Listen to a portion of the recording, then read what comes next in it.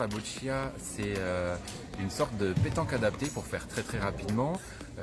C'est une discipline paralympique qui existe aux Jeux depuis 1984, depuis les Jeux paralympiques de New York, pardon. Donc c'est une discipline spécialement faite pour des personnes en situation de grand handicap, où l'objectif c'est de se rapprocher d'un jack qui est l'équivalent du cochonnet en pétanque, donc se rapprocher du jack pour marquer plus de points que son adversaire.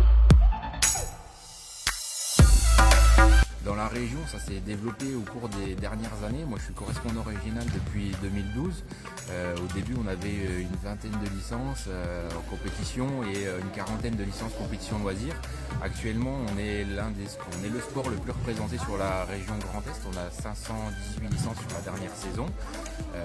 Pareil, au niveau français, c'est un des sports qui est en plein essor, qui a commencé à voir le nombre de licences augmenter. On est aux alentours de 400 licences compétition et toutes licences confondues, on est aux alentours des 3000 licences, il me semble, si je ne dis pas de bêtises. Donc voilà, c'est un sport qui vraiment évolue, qui a émergé dernièrement et qui prend de l'importance.